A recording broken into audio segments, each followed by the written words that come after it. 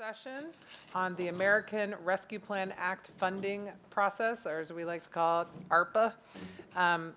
This is the first step in the process of discussing the use of this funding, and I'm going to turn it over to the city manager, who's going to take it away. Some kind of strange noise. Okay, trying to get the mic turned on. So thank you all. Good afternoon. We appreciate you all giving us this time, particularly today, since it's going to be a very, very long afternoon and evening for you all. So what we hope to accomplish, if I could get someone to go to the podium and change the slides for me. We're going to have staff provide you with a detailed presentation. We'll get into the details of the specific content of our presentation today, but you know how I am. I like to begin with the end in mind. So as you are listening and discussing the information, we literally need direction from you on 3 items. Do you agree with the most highly scored categories? Because what our conversation today is going to be about is not specific projects, because we haven't reached that phase or stage yet. But we will be talking about broad categories of eligible funding. How should funding be allocated? Should we do lots of categories and a little bit of funding, or narrow those categories and add more funding to have a more significant impact? And then lastly, we want to confirm that our next steps will be to develop a process to solicit specific funding requests from partner groups and agencies. Essentially, what we are trying to do, and I know this is different from what the county did, but we wanted to first and foremost understand the categories so that we could really direct the community in terms of what your priorities are, but also give them the opportunity, even if it's outside these categories, to also submit requests for funding. Next slide. And so essentially this is going to be the overview, and I'm going to turn it over to Patricia for her to give you the overview of the presentation, and she'll be joined by Eric Jackson just shortly. Patricia, thank you. Thank you, Deborah. I'm Patricia Rosenberg, the internal auditor for the city. So today we'll be walking through the ARPA available grants, so that we're going to start at a really high level and talk about the ARPA in general. One of the major funds that, what we'll spend the majority of today talking about is the local and state government fiscal recovery fund, but that's one of many grants that are being funded through the ARPA. So once we talk about available grants, then we'll go specifically into the allowable uses for the fiscal recovery fund. We'll get into the planning process that the city has undertaken so far. We'll go through our evaluation process at this point, and then we'll share some tentative results that we have for y'all. And we'll conclude with, again, asking for some council direction on the points that Deborah had already mentioned. Hold on. So apparently somebody's power washing, because we scheduled that for right now. But maybe we're dealing with power washing somewhere else for a while. No? That's good timing. Okay, we're just doing power washing in this meeting. Okay. All right. Okay. This is not because we're taking up the noise ordinance and the provision regarding constant irritating noise. Okay, so to start really broadly with the ARPA, so when this bill was passed by Congress and signed into law by President Biden in March, it included a whole bunch of grant funding. And again, what we're going to be talking for the majority of the meeting today is about the state and local fiscal recovery fund, and that's the $26.2 million. But the city's also receiving direct allocations through a few other grants. One is home funds, which is to address affordable housing. The city's receiving $4.7 million for that. The city is the agent for a 4-county region, so we're receiving $4.7 million, but that covers, it's beyond the city of Asheville, and it really does cover the 4 counties. Is it in addition to the 26.2, or are you just telling us within the 26.2? No, it's in addition. Okay. Everything on this slide is in addition to the $26.2 million. So public transportation is receiving $1.8 million, and that's specifically for our transit system. And then we recently found out that we were awarded the Shutter Venue Operators Grant, and that grant is awarded to venues that lost significant revenue due to COVID-19 closings. So the Harris Cherokee Center submitted for this grant, and they were awarded $1.6 million. So that's really specifically for this building that we're in today. So those were the direct allocations to the city. I'm not going to go through all the detail on this slide, but this is to give you an idea of the breadth of what's included in ARPA. This is by no means an exhaustive list. This is just some of the stuff that is really applicable to the city of Asheville and to our community.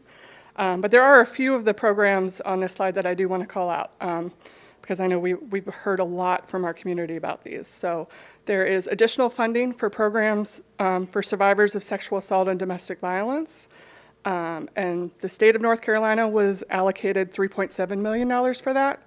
And that's really to supplement the Family Violence Prevention and Services Act. In addition, the Emergency Rental Assistance Program was allocated to Buncombe County. Buncombe County has received $7.9 million for that program. And in addition to rental assistance, the state has been awarded separately for mortgage and utility assistance $273 million. And they're still deciding the process for allocation, but that is money that will eventually be distributed throughout North Carolina. Specifically to Asheville for emergency housing vouchers, the Housing Authority of the City of Asheville received 47 vouchers, and those are to be distributed locally. And then lastly, the grant that I'd like to draw your attention to are the kindergarten through 12th grade school grants. That was passed down through the Department of Education. It's allocated to the state of North Carolina, and that's $3.6 billion. And again, those are just a few of the many, many grant programs that were awarded through the ARPA. So now we'll get specifically into the Fiscal Recovery Fund, and I want to talk about the allowable uses of what, so in May, the Treasury Department has issued guidance on how these funds can be spent. So again, we're going to shift a little bit and focus specifically on the $26.2 million that the city's receiving. The first allowable use is around public health uses, and this really focuses around COVID-19 mitigation and prevention. And it includes programs such as vaccination administration, the purchase of PPE, and then a little bit in broader scope, behavioral health care as well.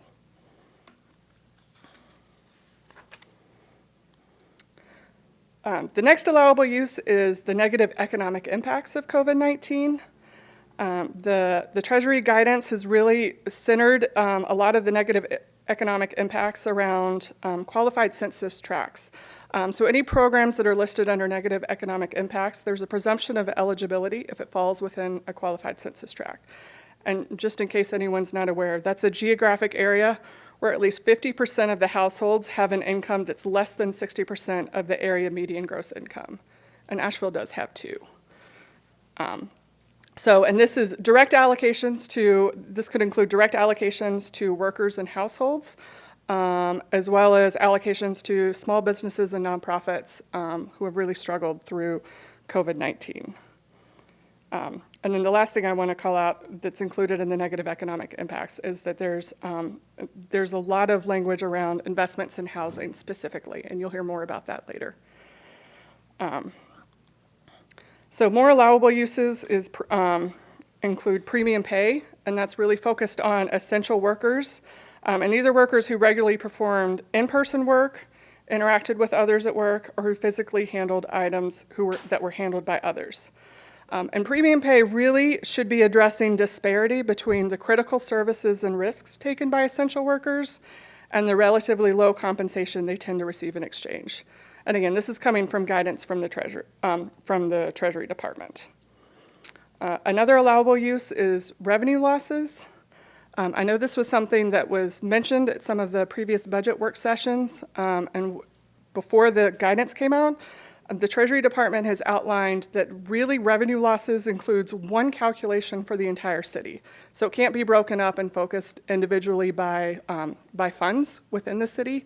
And there is a formula that's included that the Treasury Department has provided, and our budget staff has worked really diligently. The city is eligible to claim losses according to this formula, but right now we're only considering losses for parking funds at this point.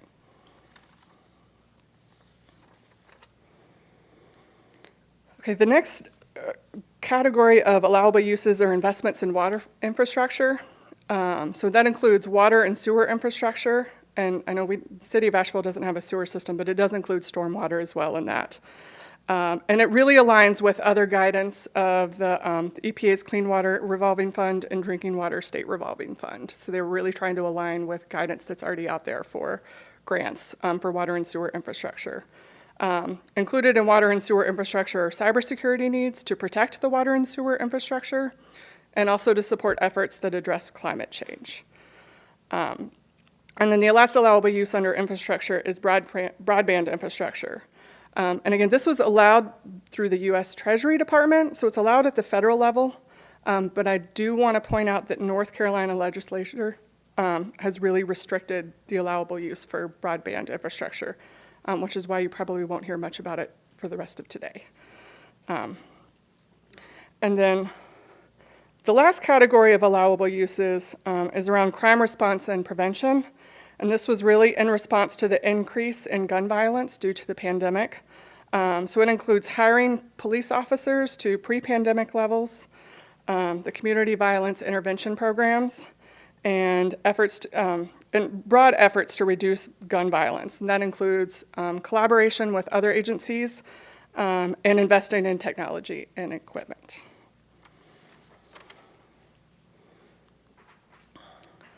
So I want to focus a little bit on the key dates for the fiscal recovery funds. In April through June, there were a few major things that happened for the city. The U.S. Treasury Department issued their guidance. Once we received that guidance, the city started identifying potential internal and external funding needs, and we've developed an evaluation process. Additionally, in May, the city received $13.1 million, and so that was part of what was identified in the ARPA and the guidance that municipalities would receive half their funding in May, which we've already received, and we'll receive the other half, the remaining $13.1 million next May, so in May 2022. In July and August, and so this is what is currently ongoing, we're evaluating the potential funding needs. And we hope to post a newly created job for recruitment, and that's a position that will help manage these funds in the next few years. And then July 27th, that's today, we're holding the work session with all of you and to talk about our progress and to give some really initial funding recommendations. We will not be taking public comment today at the work session, but on August 24th, that's an opportunity for the public to comment on the city's progress.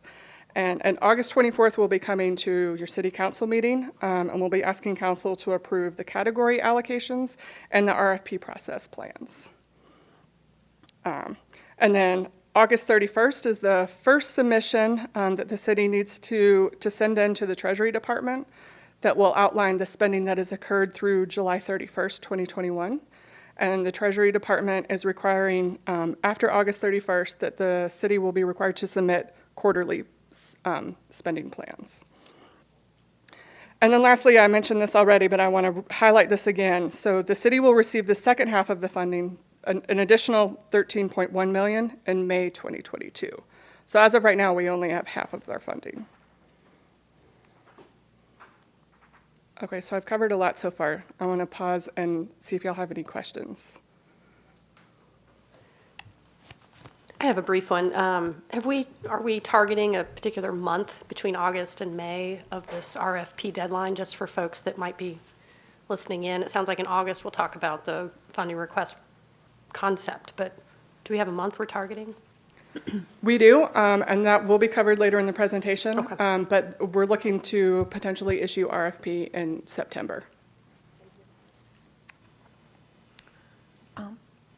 So you said that we're only considering losses from parking revenue. I know that the Civic Center obviously had revenue losses, but are there other revenue losses that we are not considering? One of the unallowable uses from the Treasury Department was it couldn't be used to supplant rainy day funds, so really to bolster fund balance. So that's really what we were focusing on, were the funds that might have a struggling fund balance at the end of this year, and the parking fund is really one that stood out. So that's why at this point we're really focusing on the Wait, parking that fund. totally didn't make any sense. You Okay. said Yeah, I know. unallowable uses to bolster. It's to bolster fund balance. You So can't do that. right. So But then you said the parking fund balance was was let me try impacted. again then. So our thought is that if a fund already has a strong fund balance, they probably don't need any additional bolstering. If it has a struggling fund balance, then that means their expenses exceeded revenues, and we can use revenue losses to cover those expenses. But it can't be used just to build up a fund balance. So you wouldn't consider the HERA's, we won't consider HERA's this building's revenue losses because Mostly because they received the shuttle. The 1.6. The 1.6 million, and their fund balance, we're projecting to be pretty healthy. okay, That said, ultimately, it is your decision. okay. Well, but it sounds like it sounds like the areas where there are losses, like transit, the Civic Center and parking, those are our three main areas of losses. And you already see transit funding, you already see Civic Center funding, you didn't see parking, so you're putting it in this category.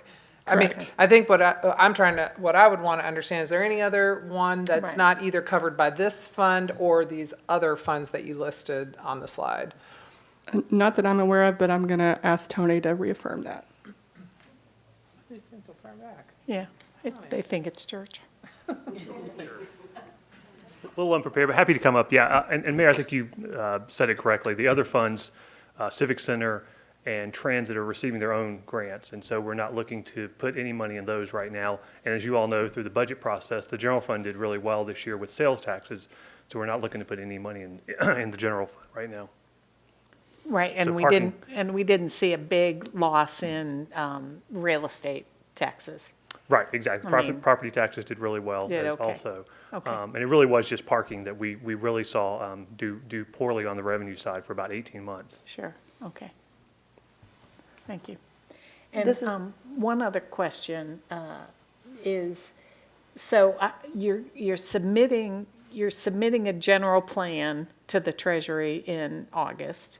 We'll be submitting the spending that has occurred through July 31st. We're not required to submit a general spending plan to the Treasury Department. Oh, you're not? Okay, because that was my question, like, are they gonna look and approve it? And so it's basically No, they've explicitly stated that they've issued guidance and they're expecting municipalities to follow the guidance, but they're not planning to approve plans. right, and so if we mess up, they're just gonna come back later and say, give us back the money, is what, we're not gonna mess up. No, we are not going to mess it up. Okay, That's why I'm here. okay, all right.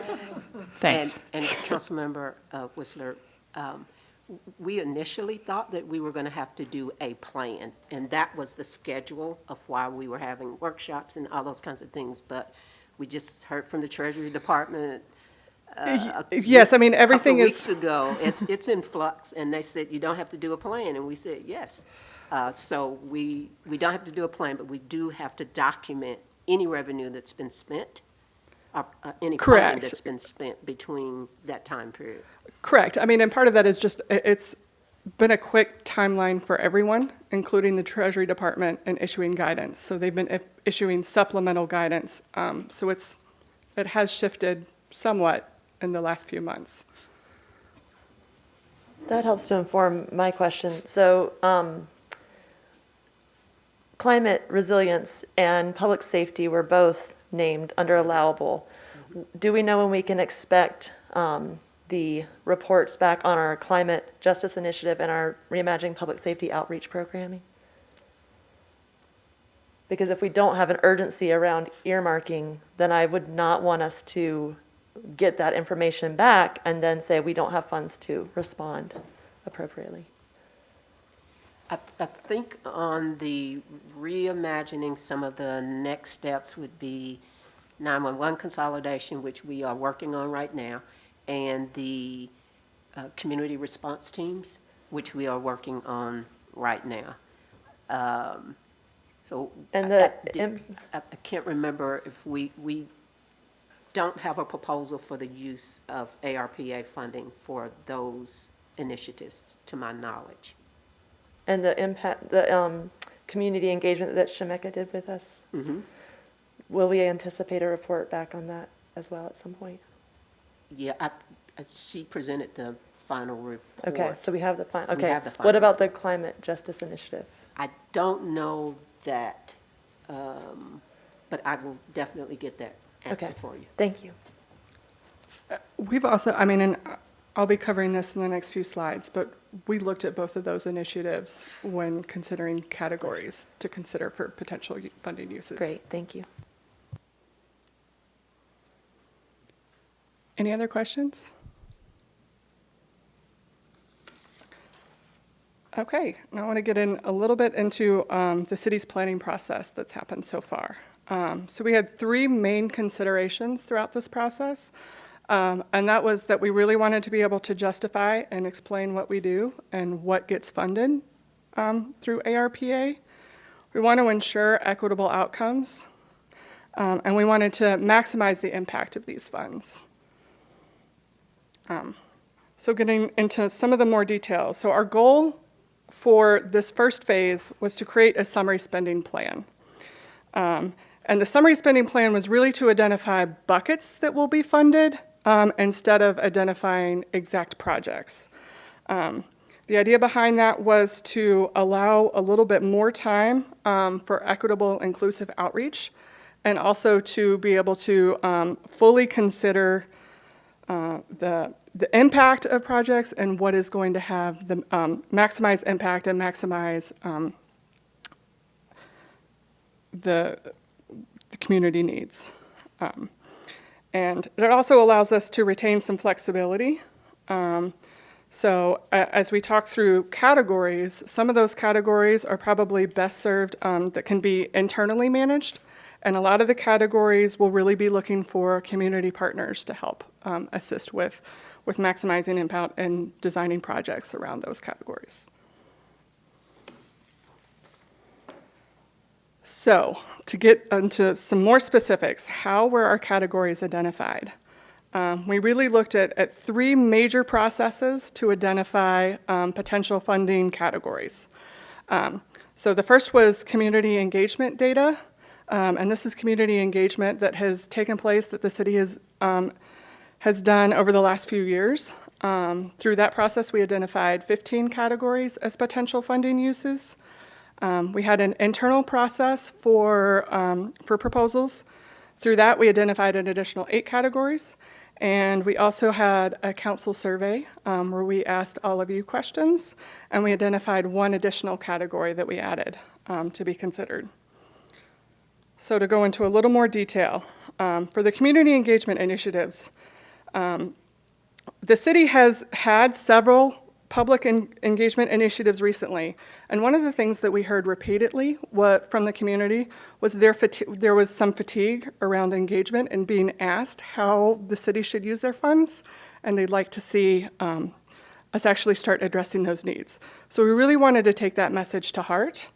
And so we looked at the engagement initiatives that have been recently undertaken, and that includes the budget engagement process that was just a few months ago, reimagining public safety that took place last year, the National Community Survey, which was done, I believe, about 6 months ago, the community engagement initiatives around the comprehensive plan, and lastly, the climate justice initiative. So we looked at all 5 of those initiatives, and we really were analyzing for common themes and turned those themes into categories to be evaluated. So through the community engagement efforts, and I'm not going to go in detail through all of these categories that were identified, but all the categories on the left were what we found in our own public engagement efforts. One of the things that we did consider is the county did their own ARPA survey. So I know we have not done any community engagements specifically around the ARPA funding, but we looked to see what the county did to see if it aligned with the community engagement efforts that we were already considering. And the county's results, they identified their top 10 priorities, and we found that they aligned really closely with the categories that we identified. And again, the gaps that you see on the county survey results was because they really were identifying their top 10. I imagine if they went through all of the categories, that would probably look really similar to what's on the left.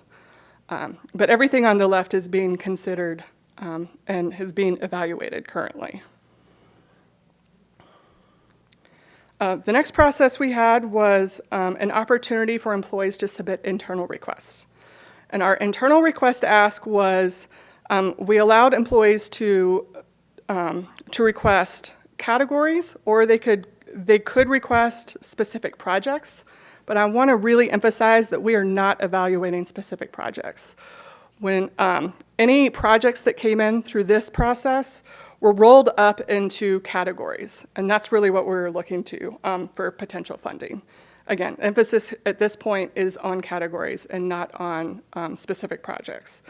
So through the internal request, we did identify an additional 8 categories, and there's really 2 major themes through these. They tend to be, and I think the reason why you're seeing additional categories coming in through internal requests, some of them are employee-focused, and the remainder are really focused around infrastructure, which was a broad category that came out of community engagement, but at the internal request, we started breaking that up into more specific categories. I have a question about small business recovery. Is that small business recovery in general or the negative economic impact areas that you stated earlier? Like specific to the census tract? So what we heard in the community engagement was small business recovery in general. What is allowable through the ARPA is specifically focused on the impacts of COVID-19. So we're taking what we heard in the community and tried to fit them into the allowable uses for this funding. Does that help clarify? Not really, because earlier in the slides you mentioned, I think it was like an negative economic impact, or it's specific to a census tract. It is. So the Treasury Department guidance outlined the negative economic impacts. If we use the funding for anything that's included under negative economic impacts, there's a presumption of eligibility if it's in a qualified census tract. If it's outside of that, it just requires more justification on our part for that spending.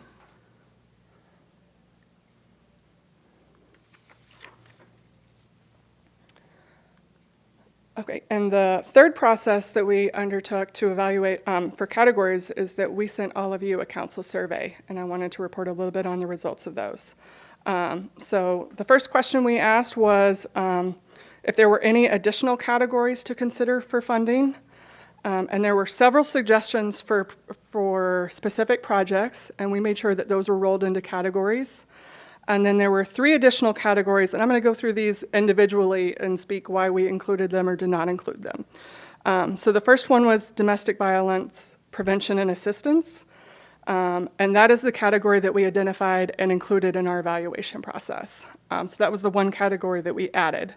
And that was because when we looked at other funding sources, the state is receiving $3.7 million, but to us that didn't feel like enough for domestic violence prevention and assistance.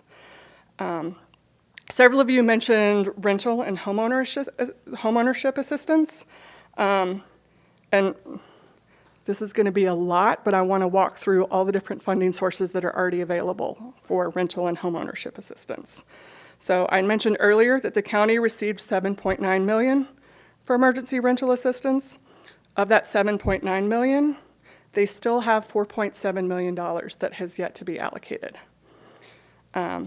North Carolina, as a state, received $273 million for mortgage and utility assistance. And again, they're still determining their process for allocation. And there is a strong likelihood that the county is going to receive additional funds through that, $273 million. The Housing Authority of the City of Asheville received 47 emergency housing vouchers, and those are all for local allocation. And then lastly, last year in 2020, the city received CDBG funds, and those totaled, it was 2 allotments of CDBG funds. They totaled $1.5 million, and almost all of that was allocated to rental assistance. And of the $1.5 million that the city has received, over $900,000 still has not been spent. So for those reasons, we felt that there was enough funding in our community for rental and homeownership assistance and did not include that in our evaluation as an additional category in our evaluation process. And Patricia, if I could, I think going forward, we just need to coordinate with the county on outreach and with other nonprofits and organizations to ensure that people know this funding is available. You know, it may be an issue of just qualifications, because I don't know if it's income restricted or not, but we need to get that information out to as many people as possible. I concur, and if anyone is curious and wants more information about any of the projects I just mentioned, I am happy to be available to help direct people to those funds.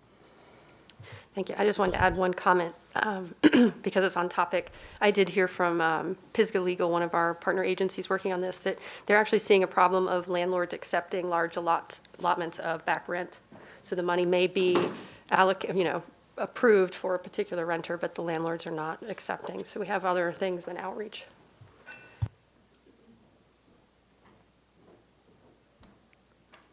Wait, are you saying landlords aren't accepting? Yeah, so, I'm sorry, and it's probably muffled.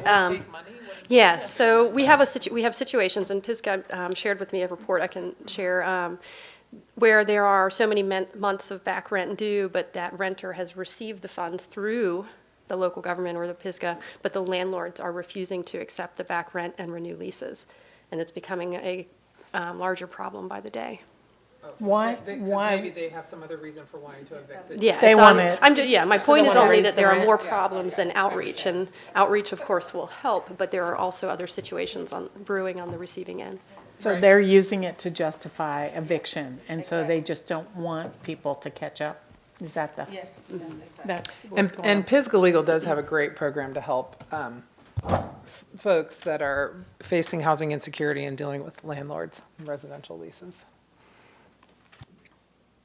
And so I'm wondering where the money goes if the landlord doesn't accept it. My understanding is it stays in the pot for others, but Okay, so it doesn't go to the individual person to maybe get a new place? we may need to outreach to landlords, is my point. Thank you. And then the last category that was identified through the council survey was educational initiatives. And we did not include this as a category to be evaluated because the state is receiving $3.6 billion. At this point, North Carolina has submitted their spending plan to the Department of Education, and it's currently under review. So I think we can expect to see that money distributed through the state later this year. And will that go directly, how funding is already allocated for education through the county then to the school systems? I would assume so. Yeah, and I think it's confusing for a lot of people because in North Carolina, the education funding doesn't come through the city at all. So that would make sense to me that it wouldn't come into our accounts before it went anywhere else. Correct. So those were the additional categories that we got from the council survey. The second question that we asked was we outlined our evaluation approach, and Eric's going to be covering that in a few minutes. But we asked all of you if you had for agreement with the evaluation approach, and 6 out of 7 agreed, and there was one comment about public engagement. hope at this point we've at least helped address that or alleviate that concern. As the person who is the one, I am hearing that it is not yet addressed, and so I think that we could do a better job bringing it into the sunshine. For a specific example, when we think about the overlapping of those community engagement efforts, was the point system used then? And if so, could that be shared with us? Can it be made public? Can you clarify what you're asking to So have shared? we are talking about a point system, and also we're talking about the different engagement efforts that have been identified. And then we heard today that in that process of seeing the overlapping parts in those engagement efforts, that different buckets were identified. So how did that process come into place, and could that be part of how we bring this into Can you clarify the point system you're talking about? the point system that we were asked to agree to? Doesn't have any part of public engagement named. Oh, you mean the evaluation scoring? Yes. Okay, I didn't know okay. Because I'm not sure how we get to our council goal of an equitable recovery if we don't have all hands on deck and the community being one of our partners, but it's not in our point system to engage the public. So I want to be perfectly clear in terms of engaging the public. We have engaged the public in terms of identifying issues and needs, irrespective of whether it's ARPA funding, our general fund, or the city's budget, or wherever that money comes from. Going forward, we are saying, if you all agree with the categories, and we'll have a public meeting in August for the community to say whether they agree or they want different categories added, then we will, in September, issue RFPs, and we hope we will receive requests for specific projects in terms of spending these resources. And we will evaluate, bring all that information back to council, and then there will be a spending plan for ARPA funding. So I'm hoping that there is not a perception that there's anything that's not done above board, or that we are not providing opportunities for the public to have input as to how we spend these resources. I think how I'm hearing it is later on, there's a question about our priorities. Out of our entire bucket list of things to do, we're going to prioritize high, medium, and low. So I think, Kim, Just is that high. what you're saying, for the community to have the opportunity to do that same rating? Yeah, I think the more that we do this in the public eye, the more trust that we'll have. Because one of the parts of this input fatigue that I hear is that the community's brought in last. And so as we're making these categories and identifying our funding and which parts we're going to cover of our revenue losses, for example, this is the first conversation that we've had in the public. And we're dealing with public tax dollars, we're a public body, and I just want to make sure that we're not repeating and bringing the public in at the end when we're asked to have a nothing about us without us is for us conversation of bringing people at the table at the beginning. And we need the public to help us with this recovery. So I just don't want us to be afraid to go ahead and bring as much of this conversation as possible into the sunshine. Absolutely, and I think that's why we're having a workshop, a work session, and it's why throughout the budget process, we talked about ARPA funding. And we talked about, well, hopefully we'll find out when the eligible guidelines and criteria, and I hope that I'm not sounding or coming across being argumentative. I am just suggesting to you that through the budget process, which just ended, we had discussions about issues and needs. And that's what ARP funding within the allowable uses ought to be about. What are our community needs? And that's what we're trying to respond to. But we will do our best to there are suggestions or things that you all want us to do differently, that's the purpose for this work session. Well, why don't we, I mean, I think noted, the comment is noted, and why don't we move through this and then kind of see where we're all at in terms of next steps. I mean, unless anyone objects to that, that would be my suggestion. Thank you. Thank you. So the third question that we asked in the council survey was how funding should be allocated. And really that was, and Deborah touched on this at the beginning of the presentation, and we'll be asking you to reaffirm this. We know that we've asked this in the council survey, and we'll be asking later today as well. But would you be more in favor of having a few categories fully or significantly funded? Or would you prefer to fund more categories, but have each category funded on a smaller scale? So I'm not asking that right now, but I will be asking that later. And again, addressing, and we do want to acknowledge that we have asked that already, and we'll probably be continuing to ask that through this process.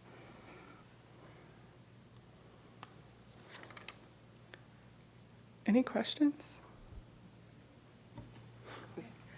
When you were speaking about the budget, the education money that's budgeted by the federal government, $3.6 billion for the educational portion, do you have any idea as to when that'll be funded, or any requirements that are going to be, attached to that as far as the educational part?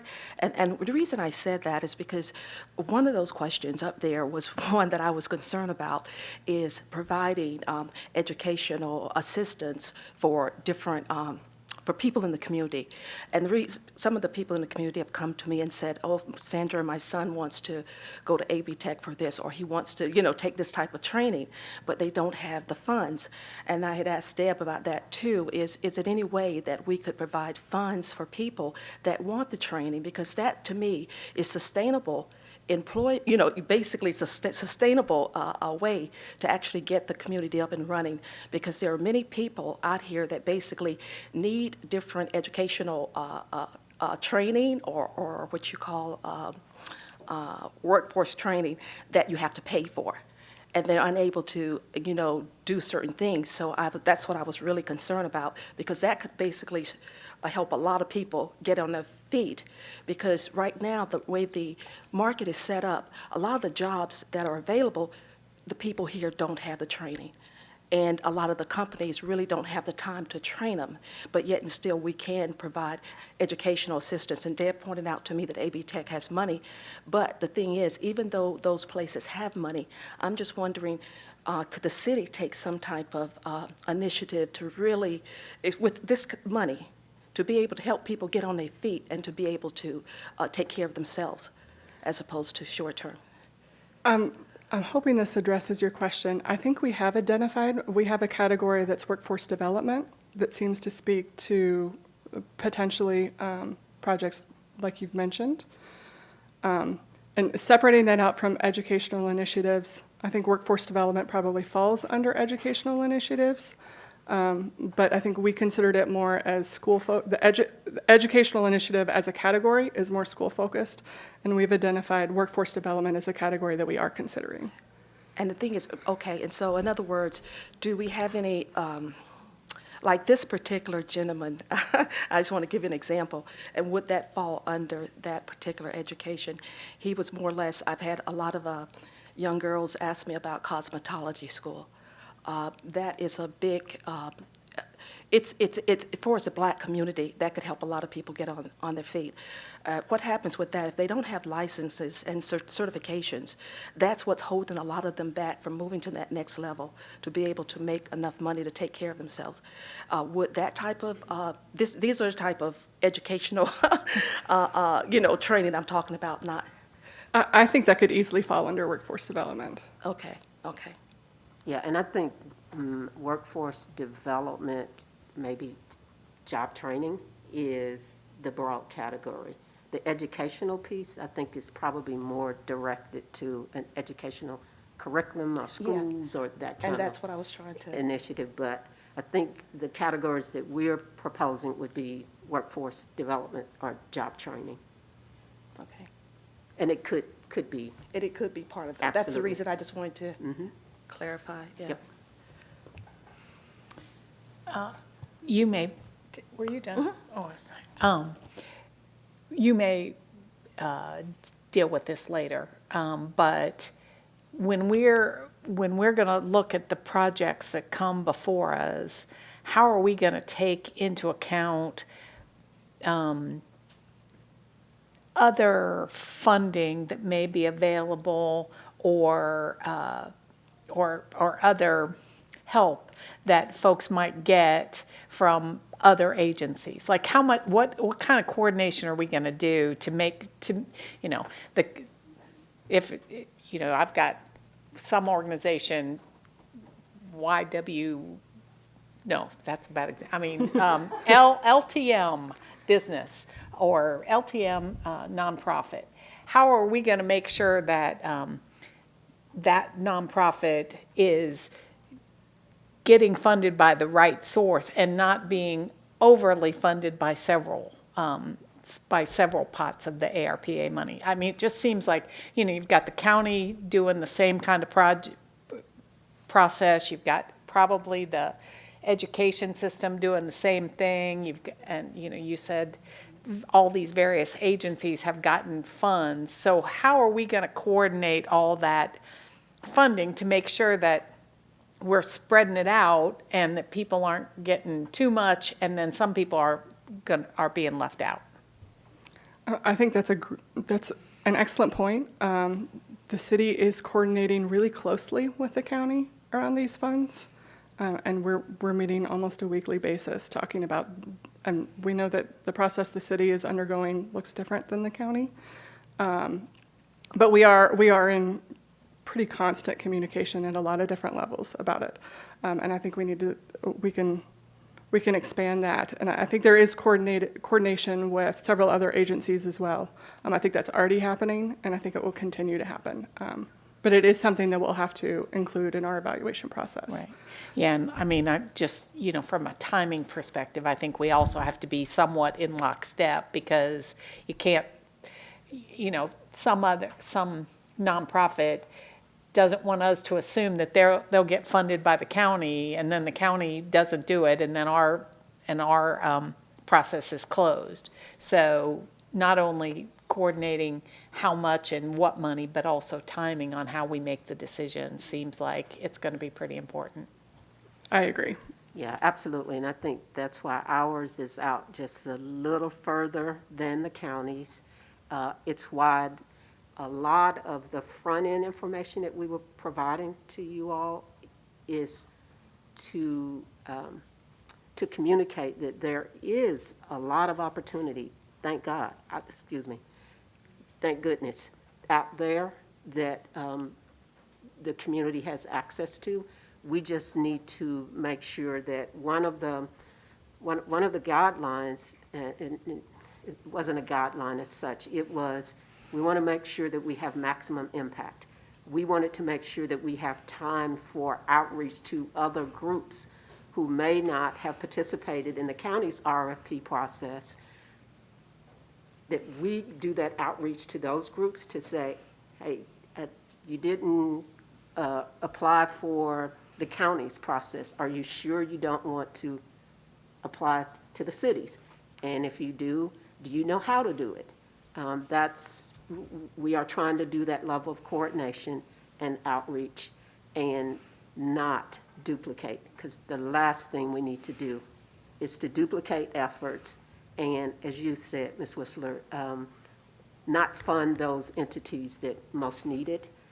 We're also looking at this, quite frankly, as an opportunity to build capacity for some organizations as well. It may not be a whole lot of money that is given, but we're hoping that we can start building more capacity for nonprofits to do and be in partnership with the city. Okay. And to follow on with that, too, the opioid settlement monies, I don't know when that starts to come in, but, you know, it seems like, you know, when we think about like reimagining public safety, maybe there's going to be some overlap there. So we're going to take that into account too, right? To, again, to try to maximize where the funds go, I hope. Absolutely. With regard to the opioid settlement, this is still somewhat speculative because we do not have a final accepted agreement by all of the states, which is necessary in order to finalize the agreement. But it appears that that's a likely finality on all of this. The payment schedule appears to be starting in spring of next year, and then we would get an initial payment in approximately April, a second payment perhaps in June, and then it would be a yearly payment thereafter every summer for approximately 17 to 18 years. Are we still anticipating that'll be front-loaded in the beginning? We are front-loaded primarily within the first 3 years, a large majority, and again, we don't know the exact numbers quite yet. It is anticipated that the city would see approximately $16 million from that settlement, again with the county also receiving an allotment as well. Yeah, and again, at this point, it is speculative, so we're trying not to build it too much into consideration with these fundings, but we know that there's potential there, and where there might be overlap between what can be funded through the opioid settlement, if and when we receive that, and with the ARPA funds, we'll make sure that we're maximizing the impact between those two funds.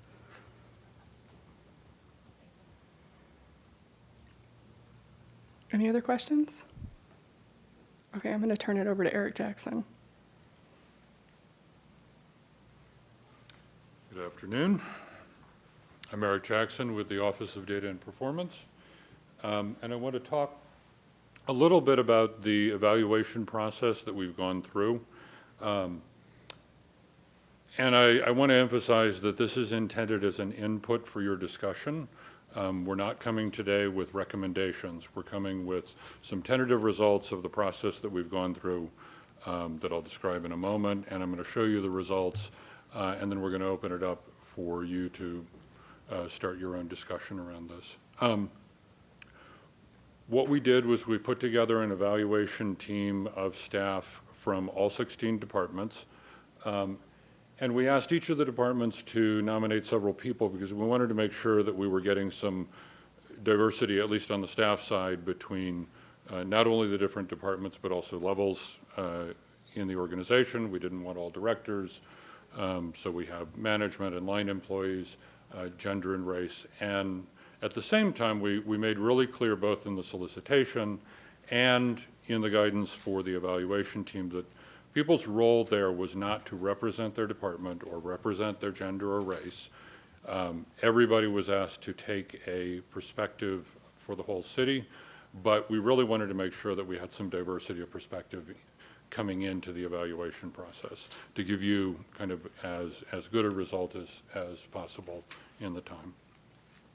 And again, just to reiterate what Patricia has said several times, their job was to kind of rank the categories that, the 24 categories that we came up with, and in some cases they had example projects they could use to kind of think more concretely about that.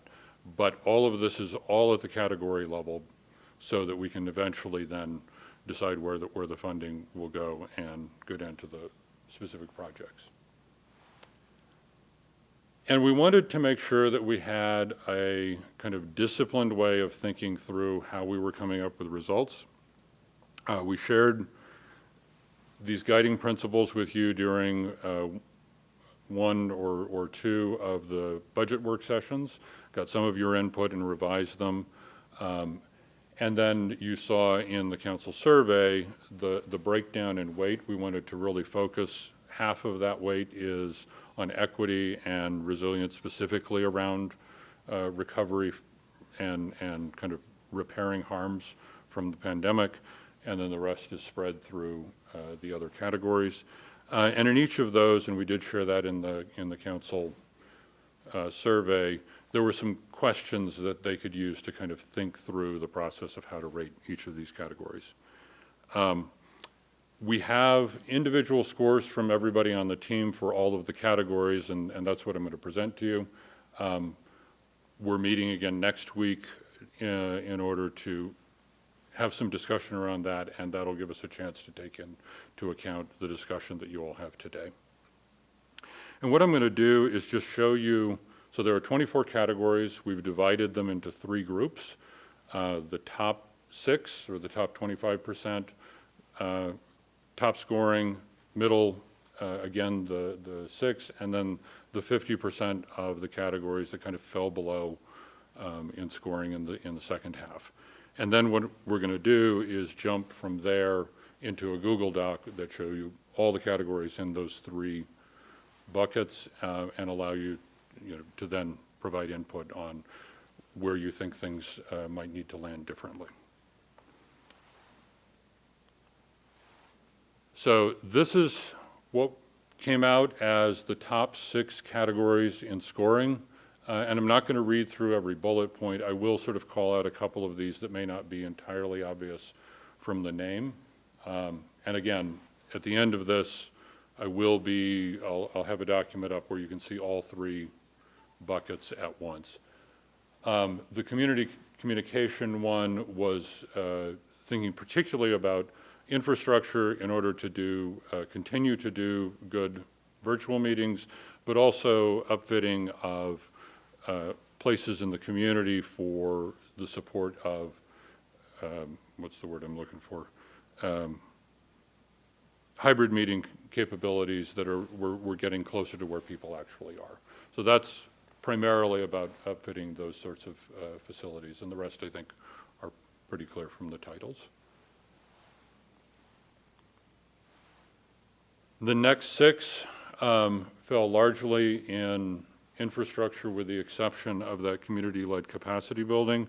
And that one had some examples around neighborhood resiliency grants, things like a community planning academy, a community quarterback organization, that sort of thing were the examples there. And I think Councilwoman Roney, several of those came out of the climate justice engagement.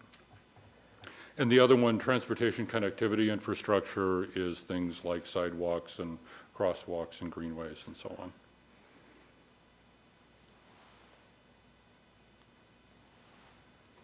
And then the remaining 12 categories that kind of fell below the 50% in this initial scoring are up there, and I'll just call out to explain the public infrastructure for adaptability. The examples there included things like permanent portalette bathrooms downtown, the expansion of the AVL Share Space program, that sort of thing. And what I'm going to do is that takes us into kind of open discussion for you all to think about whether these categories make sense to you as far as where they're falling and what guidance you would like to give us as we go back and start to develop more final recommendations. And I'm going to switch us over to a Google Doc, which will allow us to do 2 things. One, you can see them all there at once where they fall, and then we also can take notes as you identify things that you would like to prioritize differently than they're coming out so far. So we're ready for that part? Yes. Questions okay. and discussion and. So And Mayor, I just wanted to make sure we're asking you for top. Top, yes. and then the middle and low will not be addressed through this pot of money. Correct. Well, so, I think this is an interesting exercise to give this sort of broad direction based on category, because of course what happens in the political environment is then a specific thing results as a selection of the category, falling under the category, and there may be, obviously that particular project will get pros and cons, and so I mean, so I just, I think, like, I reserve the right for, because what's going to happen is we have some of the money, we're going to get more of the money. And as projects fall under the category, and they will have to be voted on again. I mean, the funding will have to be voted on. So I guess it's important to note, this is so that staff can say, look, you got to give us some direction. We got to know which way we're going when we work through all the various projects. So I appreciate trying to work through this process, but I just want to recognize, that sometimes something gets to us and we say, you know what, I know you think that falls under that category, but that doesn't make a lot of sense in terms of the priorities we're hearing. So the other thing that I need a little clarity on, affordable housing, that's, our wheelhouse. We're right there. We know what that, a lot of what the tools are going to be there. Community communication, homelessness services. We're really expanding what that means to us and what kinds of, and we have a kind of a good feel now for what kinds of projects we're even talking about there. But what does public health, mental health, substance abuse mean when we're talking about the city of Asheville? Of course, because the county and the state and then other entities like MAHEC and mental health providers and so on and so forth are doing a lot of this work. So what does it mean when we talk about this category in terms of the city of Asheville? And I'm sort of looking around because I don't know who knows what that might mean. Do you want to start or? Sounds like okay, public safety so- themes. It sounds like public safety themes. Like community paramedic program with the county. I mean, I'm hopeful that's what it means. So, well, in the end, the interpretation will be yours as we kind of go out. So just to jump forward a little bit, one of the questions will be whether what we want to do for things that are not obviously City of Asheville implemented, whether we want to go ahead and do an RFP for the selected categories. That'll be part of the decision. Kind of guidance today so that we can start putting together a plan and then come with that plan in August. But yes, for that category, it could include things like community paramedics, some of the work that's already going on around reimagining public safety. And it could also be on any of these, if we're doing an RFP out to nonprofits or other agencies, this could be creative things that the community might come up with as well. Well, and so I have seen several times sitting up here great ideas for things that the city should be doing that the city doesn't currently do. And each time we've done it, there have been some successes, but it has been an incredible struggle. And we often hear there are not the staff resources to embark on a new thing. We don't have the capacity to do that. We don't know how to do it, so we're going to have to go learn about and figure that out. I'm thinking of the time we put together the small business loan program. I mean, I think it took us a couple of minutes to think about that on a council level and vote for it, but it turned into this incredible staff project and endeavor, and then the administration of it is very, very difficult. So I guess I just worry a little bit like, it sounds a little bit like the world is your oyster. Come up with all the bright ideas you could possibly think of, but in reality, my understanding is this funding needs to be spent within a certain amount of time. It's not supposed to be a 10-year project. This is supposed to be a relatively short, like in the, relatively speaking compared to what municipalities normally do, short period of time. So I would assume we wouldn't want to try to start doing something we don't already do. I would assume we would want to try to build off of what we do, maybe expand something that we do, maybe do something a little different than what we do, but we already have staff that are kind of familiar with how to do these things that can grow it. Is that right? I mean, I'm looking at you. Well, Mayor, I think you gave the best explanation of why we are doing this process the way that we are doing it, which is trying to understand where's our lane? Where do you want us to be in terms of the expenditure of this funding? Do you want us to only look at things that we are directly connected in terms of a service delivery, looking at those things? Or do you want us to kind of get out of our lane to partner, but not be directly responsible for a long-term relationship. That if we get a project that's like a year, where the expenditures can be spent within that time frame, and it doesn't obligate us to a much longer-term relationship, that's why we're having kind of this brainstorming, because we want to know before we go out with an RFP, and what are we asking from the community? And are there specific categories of services that you want us to look at and evaluate and discuss with the community? Can someone provide a definition for small business?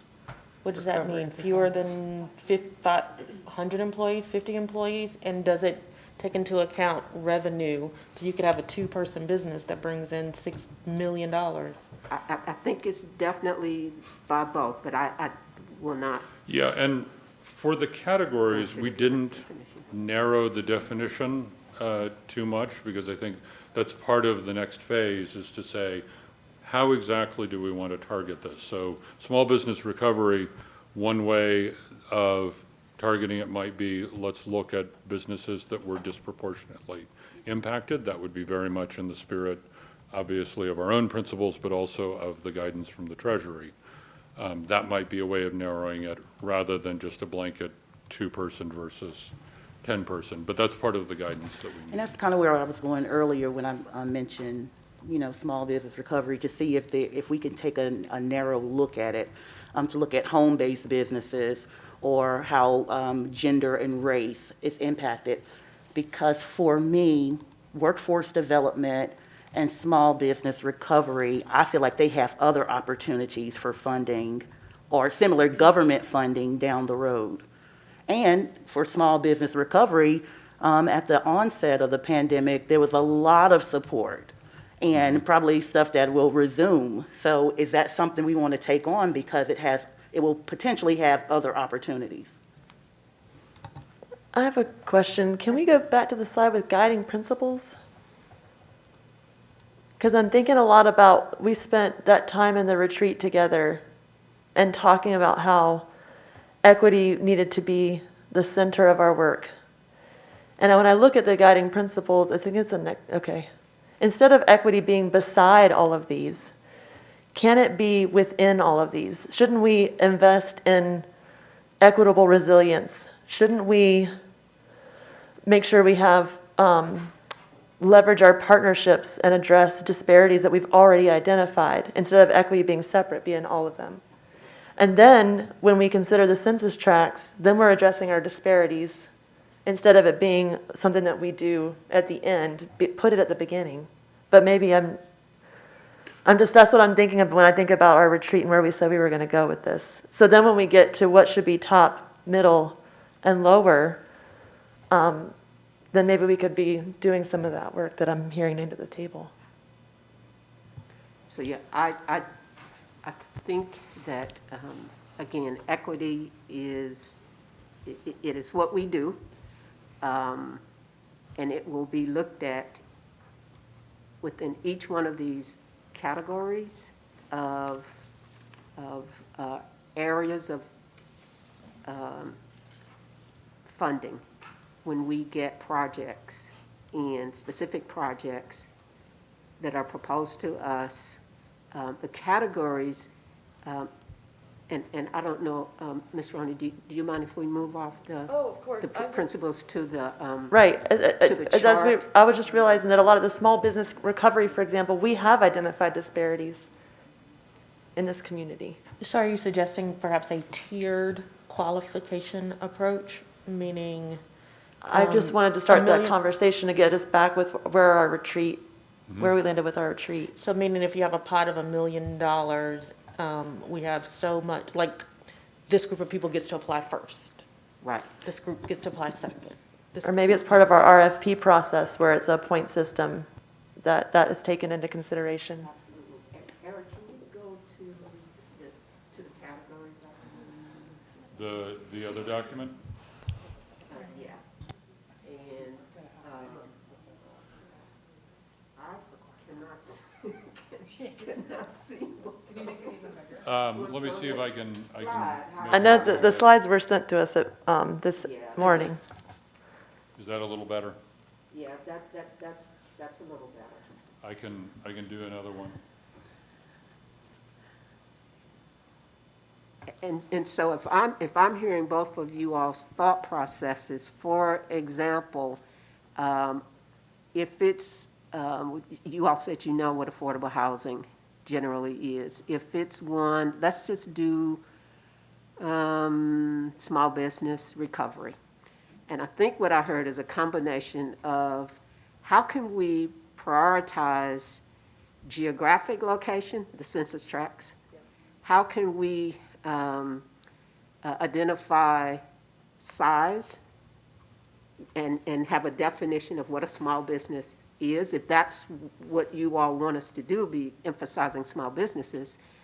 And I think thirdly, understanding somehow how that particular business was impacted, the significance of the impact. I don't know how we would do that, but.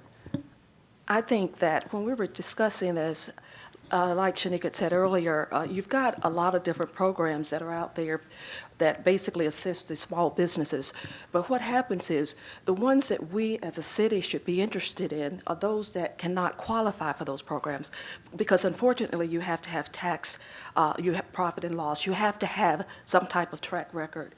And most small businesses, especially in the minority community, they do not have those records. And so I was assuming that when we were talking about, as far as the city addressing the immediate needs of the community, those have been left out by the larger programs that the federal government provide for So assistance. we could get information about qualifying criteria for a variety of programs, and then we provide the gap, the missing link between all of these, qualifying for all of these other programs and Well, what maybe we if, might be able to provide from a city perspective. I'm looking at more or less sort of taking it from the approach of finding those businesses that have been operating, do not have proper paperwork. You see what I mean? That can submit to somewhere. You know, I'm just, and basically have a place to go where we can actually look at each, business, have someone look at it and see what the funding can do to help them get back on their feet and be able to recover. And then once we also do that, we help them get their records in line. And so that they can qualify. Because like I said, most of the small businesses I know do not have proper records, did not receive any kind of P protections or payments or whatever. And those are the ones that I think as a community that we need to more or less look at. Can I ask So a this, question about well, that? I was just going to say this would fall into the category of we do a little, we do minority business support. We do have some of these services, but to the level you're talking about, we're kind of a consultant. Yes.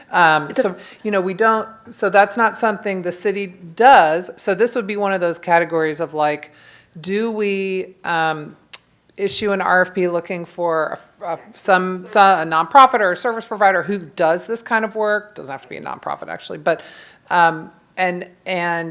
we could contract with to provide of this course, service. of Yeah. course. So Just to- something. yeah. I'm just doing Yeah. the process of what does that look like, and again, this funding isn't forever, so it might be for a year or two or something that we would provide the service. Yeah, it just, to me, I think it just sort of fills that gap that's being missed, the people that's been follow me in between the gaps and not being able to get services, because I will tell you that it is tons of businesses, small, that's in the minority community that said, no, I couldn't apply because I didn't have certain things.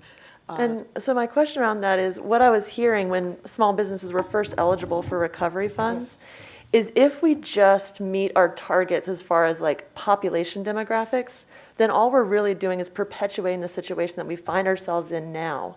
So if we're really going to come at this with a equitable recovery, we wouldn't just hit demographic targets. We'd find the people who've been falling through the gap historically and even today. Well, that's what I was talking about. Right. Yes, Okay. exactly. And first, I want to acknowledge the point, Councilwoman Roney, and one of the challenges, particularly when we're looking at categories, is we can take most of these categories and come up with a wide variety of projects, some of which would very much align with the principles of equity that we want to center, and others absolutely would not. And so we tried to, focus some of the examples on those, but it was one of the challenges of this initial one, and this is very helpful to say, no, we really want to make sure that when we're looking at workforce development, if we're looking at small business recovery, we want to look at businesses that experience disparate impact first, and also, one of the questions, and it came out of the equity budget tool that we used here, was, does the proposal address existing disparities that may or may not have been exacerbated, but they're already behind, and even if they're only as much further behind as everybody else, they're probably taking a disparate impact just because they're starting at a less healthy place. So this is the kind of guidance where we did the best we could, by kind of weighting it fairly highly, but we would still want to really do that a little bit differently on individual projects. So where are we at on this particular subject? I think, I'm just we sort of glossed over it. I'm not really sure. Well, I think And we're just at giving- categories. We're not at specific projects. Yeah, we're yet. not, and again, Okay. I think we're kind of having the discussion about what projects might be examples that fall okay. into these categories to help us evaluate the top, middle, and low priorities. Because, they are just categories, so that there's lots of things that could come under them. And I think also staff is hearing us talk about specific, projects that we would assume would fall under these categories, and that's helpful direction. and just to point out, if we end up doing a plan for an RFP, this would absolutely impact how we would think about asking for Qualifications and- requirement qualifications, yes. Well, yeah, I mean, I think, like, for me, what would help is, if small business recovery, for example, stays in the top, then I think even we need to define it to say it's going to focus on people who didn't get help, didn't get previous government help, and either location-wise, it's low-income census area or minority business, et cetera, so that we kind of know in our minds what we're talking about here. And while we're on the topic, or maybe, I'm gonna tend to go to places where we've got that it's closer to our wheelhouse, and hope and work with the other agencies to make sure that they are covering things that are not in our wheelhouse. Like, so for me, the public health, mental health, substance abuse, I am, and I've said this more than once, that's really not something the city knows how to do. That's something the county works on, et cetera, et cetera. And so, to me, that's not as much in our wheelhouse. And so I'm going to be looking at things where there's a go-to person, we know who is an expert in that in the city, and we're not just, trying to fulfill everyone's dreams, especially when we're looking at so many other agencies have funding. And the fact that you have indicated that you're working hard with those other agencies to make sure it's coordinated. So my focus is going to be things that we're already doing something around, because even if we're going to give the money to an outside agency, we still have to have the ability to assess that and to look at how they're using the funding going forward, and that, assess how they're spending it, and that are they spending it according with our RFP, et cetera. And so the farther we get away from our wheelhouse, the more uncomfortable I'm going to be with that. But again, with the idea that we've got other agencies that know how to do this stuff. And so, trying to tell them, you take this, we'll take this, et cetera. So that's kind of, I don't know how you're going to go about scoring, whether we all get $1 and we're supposed to allocate it or whatever, but that's going to be kind of how I think about it, especially given that we've got to spend this money within a relatively short period of time. And, we already know we are not staffed where we should be. That's just where I am. Can I ask another process question, since I'm kind of obsessing over this process? But when this comes back to council at our last meeting in August, our only meeting in August, which is August 24th, is what you're going to be asking council to vote on the categories? It's not going to be the top, middle, low. It's going to be, we had this work session, we talked about these categories and finalize our direction. I mean, technically we don't need to vote. We're not really voting. Technically we don't need to vote on that, but that'll be the opportunity for the public to come and say, yeah, I agree with these categories, or I don't agree with these categories, or you should, add or subtract. I think it would be helpful because, I think you look at this list, and I think, if you're a member of the public and you're looking at this, you're saying, I can't believe, childcare is a low priority for you. You're the most heartless people I ever met. But what we've talked about here, and what's difficult for people to understand, is just exactly the fact that there are all these other entities that are all getting money to do stuff, and there are other groups that are getting money for childcare, for example. So is there a way to have like a one-sheeter or something that kind of lets us know locally, regionally, who else is getting what and what their money, just bullet point kind of generally what they're getting money for? Because I just anticipate we're going to hear comments like, I can't believe you're not prioritizing, something very important on this list. Right, like what Patricia talked about at the beginning, where you said, the state's getting this.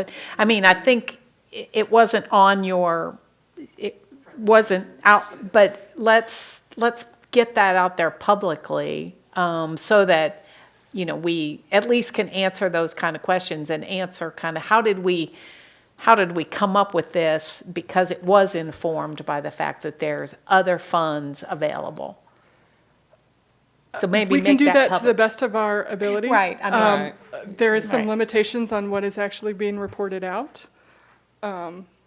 But I think we can do a better job of putting out in public a more comprehensive list of at least available funding.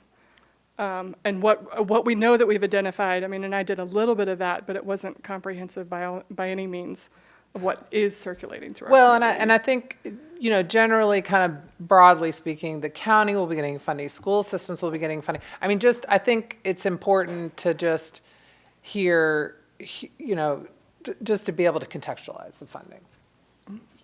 To that point, does anyone know if domestic violence prevention or assistance has another funding group somewhere? I'm concerned that it's in the low column, but does it have, is it like transportation or Harrah's, is it? The state has been allocated the Okay, that's what I thought you 3.7 said. million. Okay, And I think there's, that has been allocated. There's a couple of broader buckets that are at the federal level that I just think haven't been allocated at Okay. this point, or at least I was unable to find more specific information. Can I get some clarity on community communication, which is listed as top priority, and how that's different from community-led capacity building?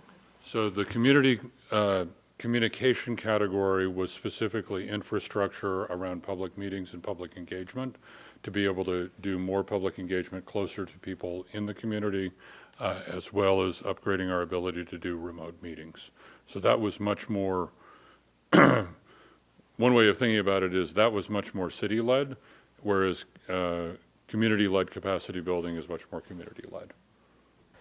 Okay, so if we were looking at community-led capacity building, whether, I think some other words were used, that came out of the Climate Justice Initiative, but Durham has an example of engagement ambassadors. We could also do participatory budgeting, and in that way, you'd have a community-led way to address some of the things that are actually in the lower category. It would be up to the community to prioritize it.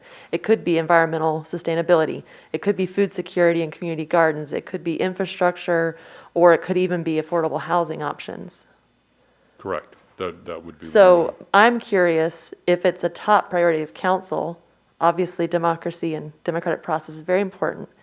But if we're really talking about what is the price tag on community communication, is it a tripod and an iPod and a YouTube login so that we can stream and archive meetings immediately? Are we talking about a whole entire another program? Are we talking about staffing? What is the price tag compared to the other things in our top priority? And I don't remember the exact amount for that project. I think the community communication, the Cape one. Patricia, so we're not guessing, we'll get. Yeah. Yeah, information. We're not able I'm to hesitant to provide put out that any right now. specific dollar amounts, because, I mean, everything that we received, even identifying specific projects with, or it's estimate at this point. Great, So, thank you. I don't want to I'll look forward to Right. that. give And a I- specific dollar amount. And I think there's a variety of ways we could address that. I mean, being able to do something like we're doing here obviously requires more infrastructure, something that might be out more in the community, and but still able to do hybrid might be something simpler. Thank you.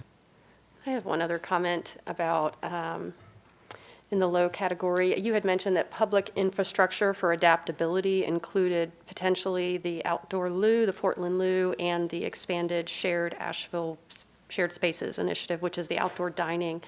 To me, those are pretty integral to what I would consider small business recovery and just even staying alive during this kind of situation. So I'm curious if those could be blended, or if we're really just not, I mean, that falls under small business recovery to me, but I would be concerned about it not being a priority. So I wonder if we can consolidate those. So that, and one of the things that we identified early on is these are not necessarily disjoint categories. A lot of them overlap in various ways. But yeah, we could absolutely kind of roll in that as part of our small business recovery.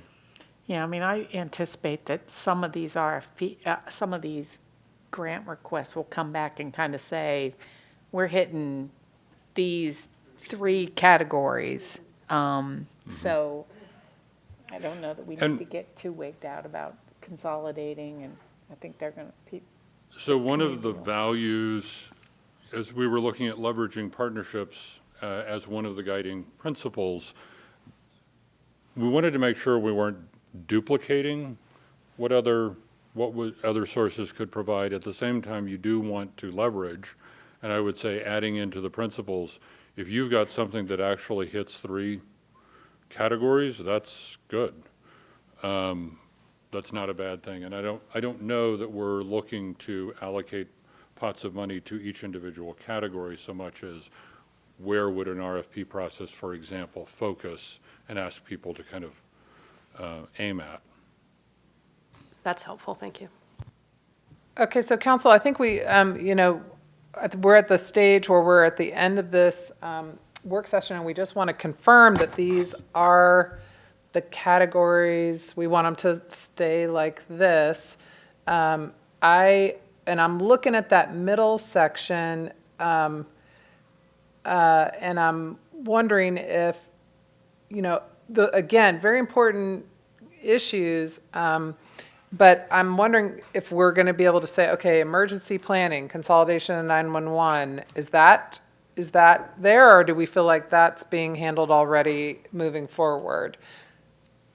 Water infrastructure, we maintain a separate water fund. We put in place new fees after the big lawsuit to deal with capital. So I kind of feel like that's addressed. Anyway, I think I'm assuming that middle category is made up of a lot of things that are already being addressed otherwise by the city. And And so again, kind of focusing the ARPA funds, that's how these Yeah, things landed in the categories they landed in. And thinking that for future funding opportunities, we definitely know that there's a large infrastructure package of funding that may be available, now being discussed. And I think the biggest issue is just how much is Yeah. the debate. Well, And and these- to that end, just this morning, I did a press conference with other mayors in North Carolina, rah-rahing around, please Congress pass that bill. So hopefully that will happen.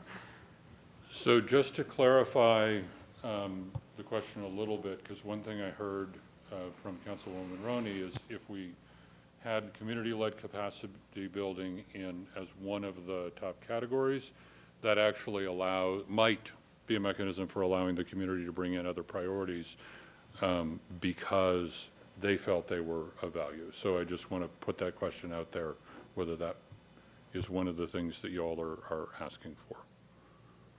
Can you differentiate between community communication that is like just the city's efforts to communicate around?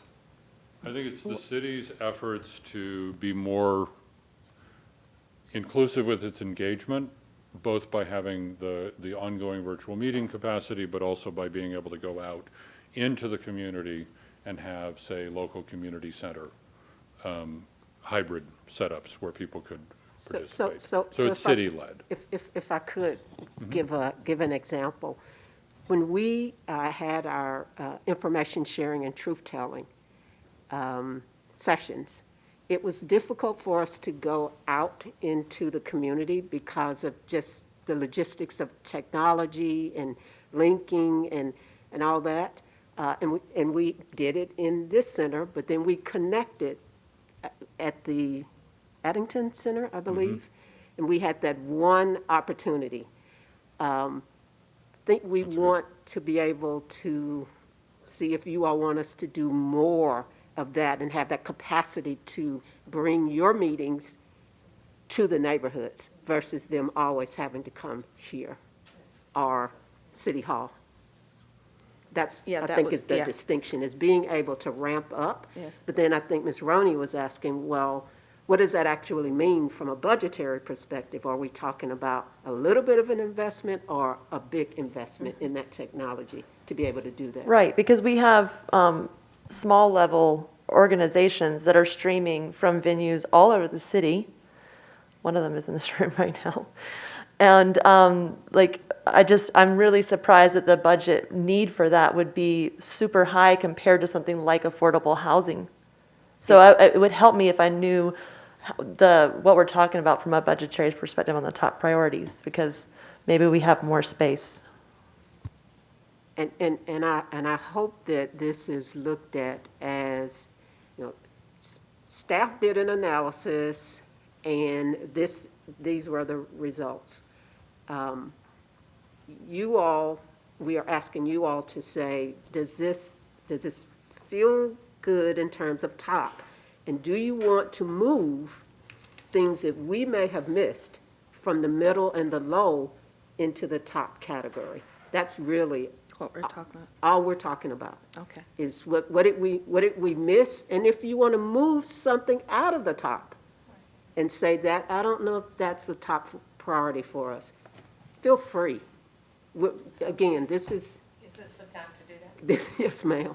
And I have another question Okay. that's not even in line with what you just asked, but it just came to my mind and I thought I might forget it again. Does affordable housing include land banking? Sure could. Okay. Could I get a brief explanation of emergency planning, which is in the middle column? Let me see if I've got.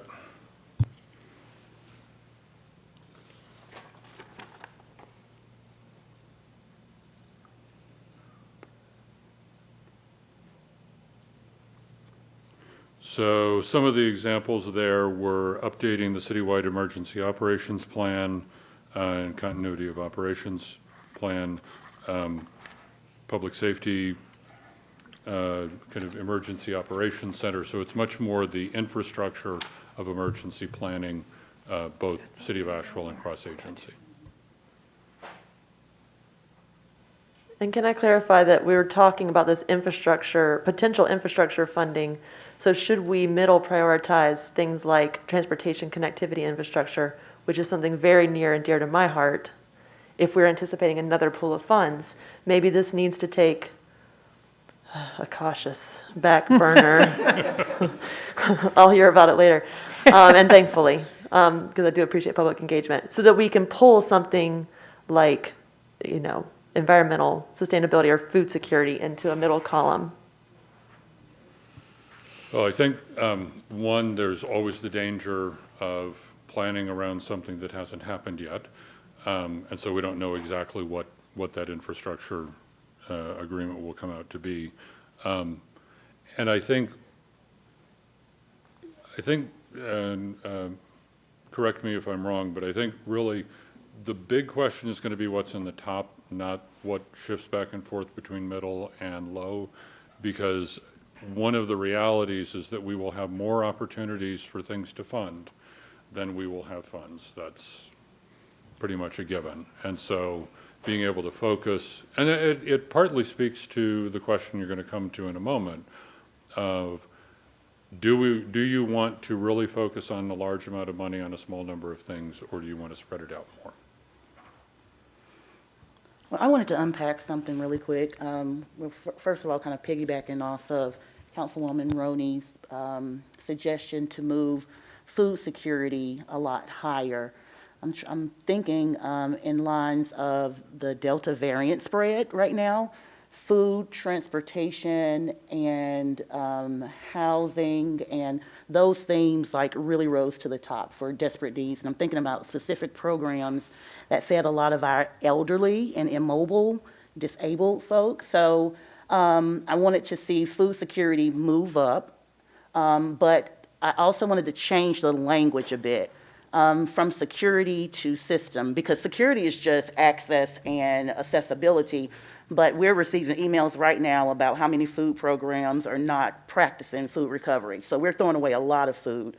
So if we would change this to a food system, then I think, yeah, I'll feel better about it. And I think it'll be a lot more effective. Right, especially because we have identified food deserts. Within those census tracts that Exactly. we stated earlier, yeah. Aren't we able to capture this, Yeah, in real time? yes, we can. I just want to make sure that So, they're seeing the information transition to top as they discuss it. so food systems instead of food security, moving up to the top. The other community-led capacity building, just to repeat that question. Ms. Roney, did you want that to move to top or? Yes, because I think that we're going to see. Well, now, are as we, these hold RFPs on here.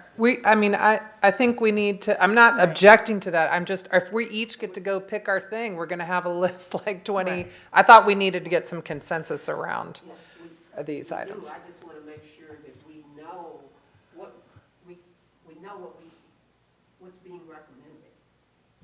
Okay. Because I don't see that being captured for the council for us to see that. Right. These are being added. Or that they're being considered to be added. So you're just moving it into the, To consider okay, for I'm additional a little bit worried about our timing here then, because then, okay, so why don't we do this? So you, Shanika, you said food systems.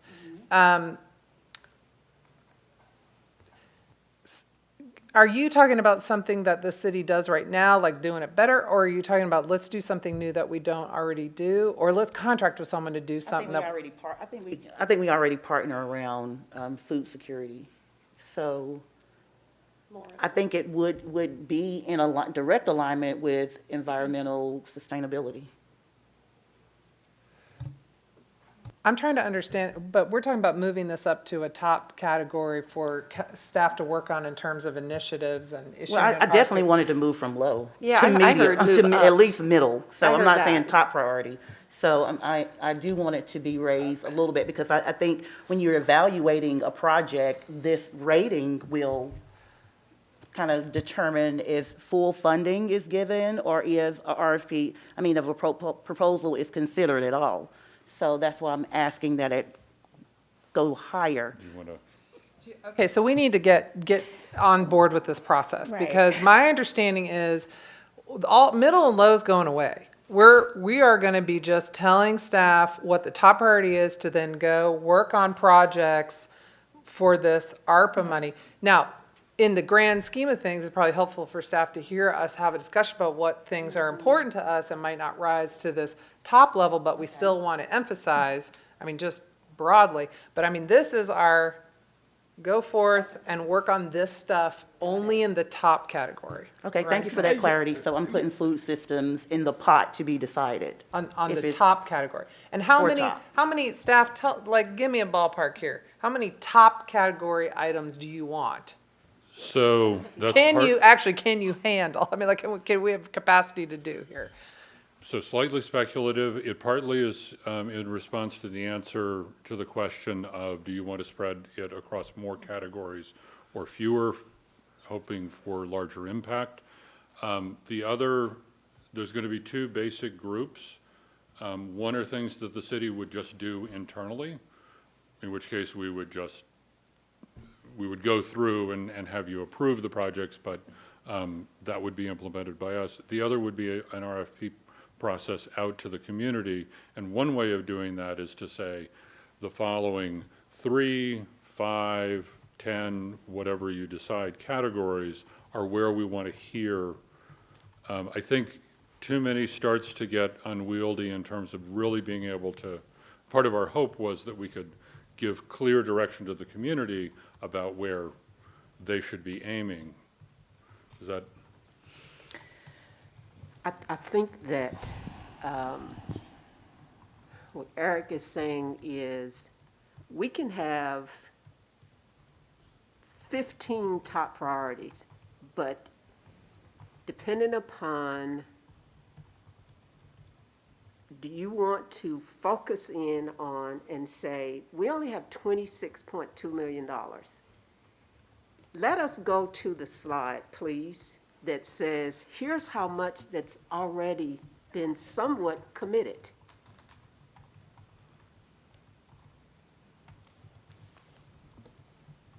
I was going to And then request we maybe jump to this. and then let's work backwards, because essentially, we only have about 10 left.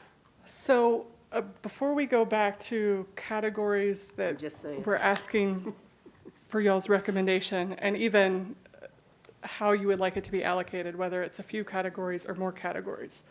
We want to walk through what's already been approved and what is coming up for approval tonight and in August. So the emergency That assumes- non-congregate homeless shelter, No, the $9 million item assumes we pay the whole price. no, actually, the city also submitted a bid to the county's RFP process for the same amount, so that's split between the city and the county. The whole Oh, boy. price is, No, Whoa. no, that's purchase plus operational. Oh, then. that's correct. Yeah, Yes, it says yes, purchase, and I That's assume correct. that was it's not just capital, that's purchase and operations. sorry, yes, that should say purchase and operational costs for the next 3 years. You're right, Mayor. Which is how far out this funding is available. And so that, we don't get the other 13 million until a year from now. So, yeah. Right, and This is a very helpful slide. Okay, so.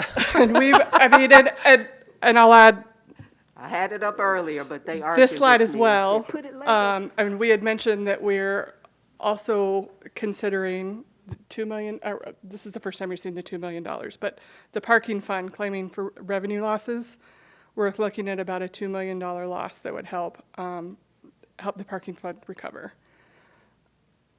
And then additionally, we had mentioned, and I know y'all had talked at previous budget work sessions, potentially hiring 1 to 2 staff to help manage these funds. So when you include these with the previous slide, you're looking at a total remaining of $10.5 billion. question. This is probably sort of off right now, but I was just wondering, I know we were talking about the opioid settlement, and if that one, it does come to fruition, is it any way that the monies that the city get, that we could actually move some of that money into, for as far as the hotel acquisition, and we can put it back? I think we probably can. It's still, again, to be completely determined what the allowable uses of the opioid funds are going to be. But as I understand it, on the current draft of the settlement agreement, there is quite a bit of money for the types of services that would be overlapping in some of the estimated costs for the operation of that shelter. So I do think starting perhaps in next year, you might be able to see funds from opioid settlement, which could offset these funds, and then some of those funds could be the ARPA funds could be reallocated to something else.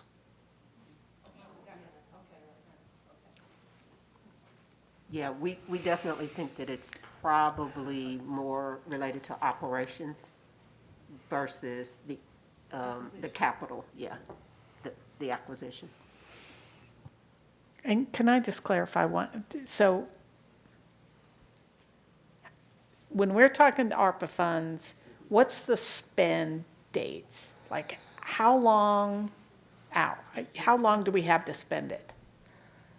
The funds have to be encumbered by December 31st, 2024, which means contracted out or spent internally. And then anything that's encumbered has to be actually spent, physically paid, by December 31st, 2026. Okay. So, okay, thank you. Well, I'm going to put my 6 cents in here. I would take out, which, see, I'm taking something out at the top. You want to go back to The categories, I would take out public health and mental health and substance abuse. I would say, let's make sure the county does that, and that's in their wheelhouse. I would kind of combine the small business recovery and workforce development. And then I would move up, I'm supportive of the food system, but I would also move up city infrastructure to high. Again, with the idea that, is it in our wheelhouse? Can we do it relatively quickly? Because, I mean, out in the community, it's like, oh, well, you've got 4 years to spend it. I mean, it takes us a long time to plan, et cetera, et cetera. And then I guess, given the time frame, I'm also, kind of thinking about affordable housing is going to be a tough spend if we have to have projects in place and actually spend them, unless we've got a bunch of people. And again, I don't know that this would be the right category, but we're not going to be able to give money to somebody and then they don't spend it, right? I mean, it has to be literally spent. So when you think about affordable housing, how long does it, like if we don't have it on our table today, it's going to take 2 years to get a project down. I mean, at least And that's in kind of why I my was asking experience. about land So I guess, banking. I'm sorry. Sorry, excuse me. That's why I was asking about land banking, because I would be under the impression that purchasing the land would qualify as a permissible use in a timely fashion. Right, but purchasing it, I mean, literally, you got to find the land, negotiate it, and purchase it within a 2 to 4 year period of time. So I'm just saying, I mean, so I have a concern about, if we're going to put a lot of money there, can we really execute against that in affordable housing? Because it just takes a long time. And she's And absolutely so, right, yeah. so I'm, Yeah. so, from the standpoint of like, I want to spend this money, I want to get it in the coffers, and I want to know that we have the staff people that can do it, and we could, what is the shovel ready kind of idea, is why I'm moving city infrastructure into the top priorities, because as well as some community partnership. So that's where I am on that. And one of my concerns is really, if you're going to get back to it, is affordable housing. And I'm trying to figure out how financially you're going to actually, what can you do with all the other things in that column that are really things that we really need in the community to make an impact. Affordable housing, the amount of money it takes to find, you know, a certain percentage of homes that will make an impact on the community, that there's not enough money that we can even consider the affordable housing. I think as far as the rental assistance and things of that nature, that makes sense. But the actual affordable housing component, I do not see how it could fall financially in that column with the commitments that we have so far and the amount of money we have left to spend.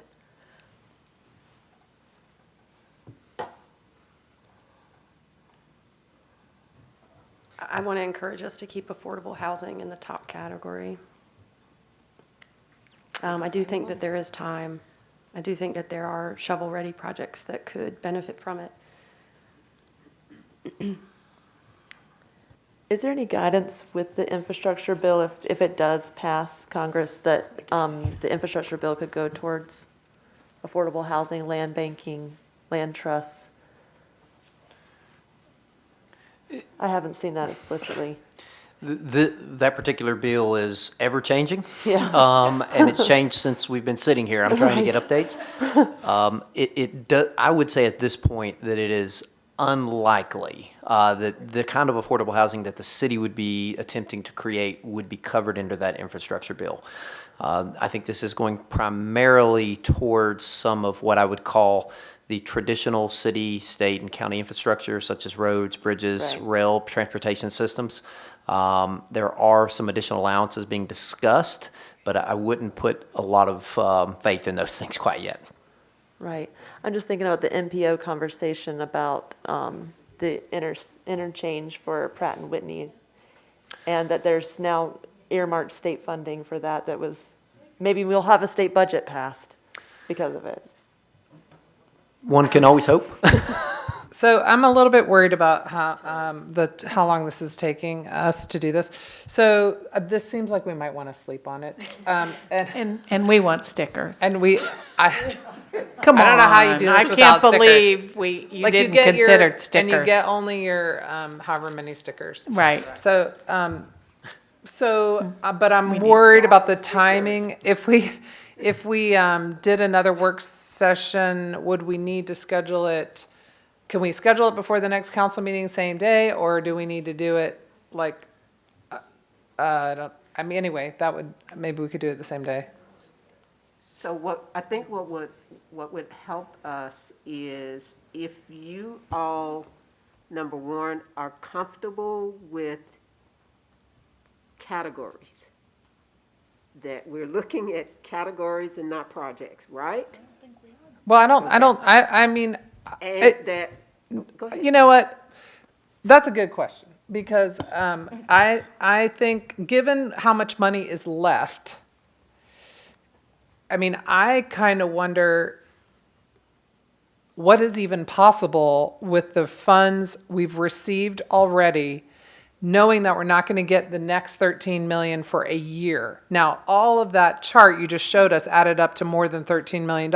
I know all of it doesn't have to be spent right this second. Some of it does. Some of it's already spent and some of it's going to be spent very quickly.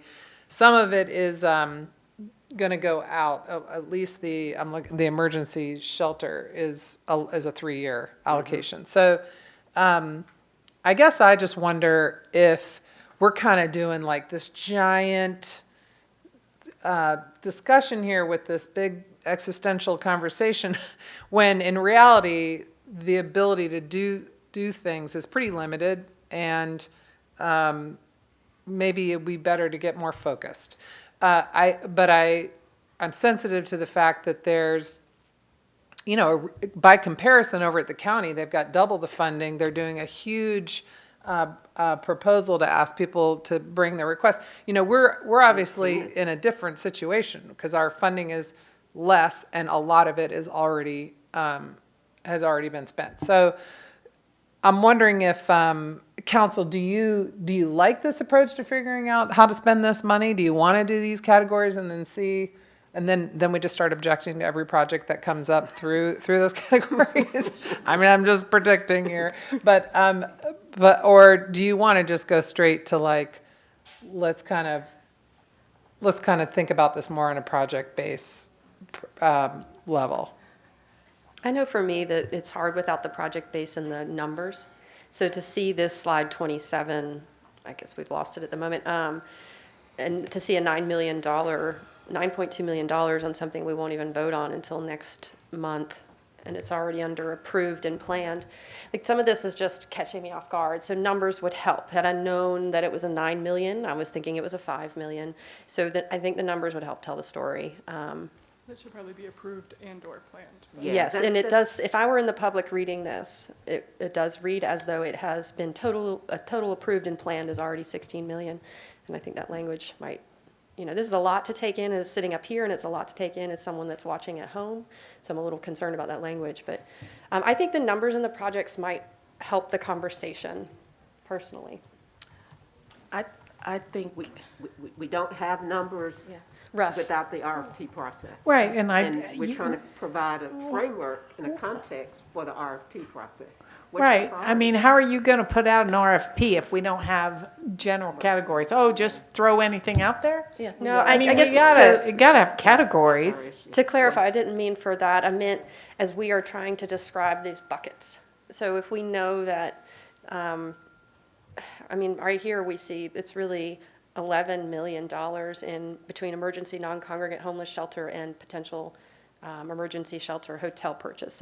So understanding that the impact of public health, mental health, substance abuse, and housing is already $10 million.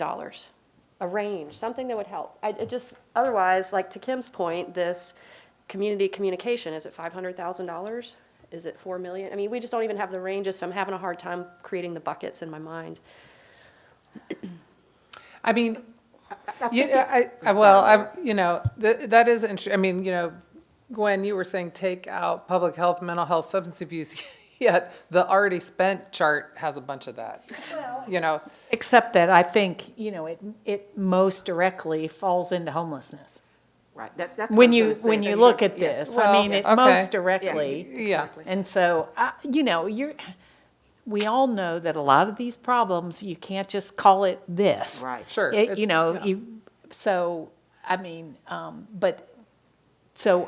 How about, homelessness, what if we've we all did this? landed on What if that. look, we already got a bunch of stuff going here around affordable housing in the funding we heard about already with a lot of our partner groups. We're already doing a lot around homelessness. But I am hearing, for example, I'm hearing Sandra talk a lot about small business recovery and workforce development. I mean, could we say, okay, we've already baked in a bunch of stuff, and can we give some direction to staff to say, here's where What we think else? we need to go next with this funding, but we'd like you to come back to us with some specific projects so that we can wrap our head around what is community communication, what is small business recovery, what is workforce development. So those are the ones we haven't heard yet that we're directly tackling yet with this funding. Could we do that and then sort of see what that looks like? I mean, I don't want to mess up the timing if staff's sitting there saying, well, we're going to have too much, Well, I mean, I appreciate what you're saying, but I think, I don't want staff to come up with projects. I mean, it's like they're defining something that I think that has to be the community has to tell us Correct. what the projects are. I mean, what I could be supportive of that maybe makes some sense is if we, instead of saying projects, if we said, okay, so we know we have $10 million left over. There's $2 million for this. There's $5 million for this, and remaining 1.5 for this, and $500,000 for this. So a survey? Rather than come up with a project to say, okay, here's the money that we would allocate to those various categories, and then we'd ask the community to come back and propose projects with the idea that, okay, we don't have $10 million for, your particular project. We have 500,000 for that particular category, and that's how you should fit it in. To me, that may make some sense to just help the community a little bit to respond. But I don't want to come up with projects because, frankly, we don't know what the community wants to do. And I think for staff to do that, it is, do you want us to think about this as you want lots of projects and categories, or you want a few, you want us to narrow some of the categories? And that's what we've been just trying to get at, is if we took affordable housing and homelessness services off of this list. I mean, that doesn't mean, Because you're that's already what- doing, you're already. Exactly, yeah, because do we're it. already, Yeah. we've already committed to those things. Those So things, they're yeah. already your top priorities. Yeah. So we're looking at, and where else? What are the other categories might you all be saying? You just told us small business, workforce development. Are there other, I think we had food systems, right? I have one. I think that when I looked at, as far as I'm concerned, when I thought about the ARP fund, I actually thought this was monies that we could use in the community to best address as many and impact as many people's needs as possible. So I thought we were trying to, sort of put it at the greatest need of the community to make an impact. And I think in order to do that, like you said, you can reach out to the community to see the needs. But I think by spending, we've already committed to spending a large portion that'll be dedicated toward homelessness, mental illness, and that was the center. So we've already, as far as I'm concerned, we've allocated money towards that. We So haven't voted. We haven't voted on but shelter. I'm just saying. Let me Yes, just but say I just that. want to say that basically. So I'm thinking that to be able to use the money to affect the most amount of people that it could actually help in the community. That's what I look at the money as being, that it can make an impact and help those people. So like I said, when project costs a lot of money, but really doesn't, affect a large percentage of people, then I have a problem with that, because I want us to get as much as we can for our money in the community. And I know we're trying to wind down here. I have one comment for the next work session that might be in works. When I think about the most impacted folks, that I don't see on this list are our kids and the schooling. And I don't know if that is because the county has a We big, talked large, about that. if the county has Yeah. a larger role in that. But Right. if we're going to come back and do another work session. Yeah, I think that they addressed that the county and school systems are actually getting funding. So what I was going to say systems, is if we yes. could come back with that information of how they're being covered, it's kind of like we talked about the other pots. Thank We you. can do that.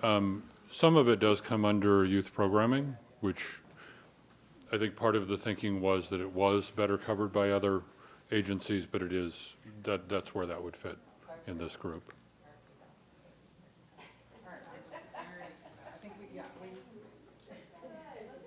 That's a brilliant idea. Okay, so we didn't really accomplish anything here today, except we had a really good discussion about what we need to continue discussing. So we appreciate you all so much for putting this together for us and trying to herd cats. It is a challenge. And so more on this, I think we'll probably discuss how to bring this back, whether maybe in the form of another work session. But, I mean, I do think in leaving this discussion, it's important to know that we already have a bunch of initiatives moving forward with this funding. We're talking about how to focus the remainder of this funding. So, and you'll hear some more on our agenda tonight about expenditures using the ARPA funds. So we're going to take a break here because we're coming back in just a few minutes at 5 o'clock. Ready to go with City Council. Anyone have anything else before we leave the work session? Okay, all right, back here at 5 o'clock. Thanks.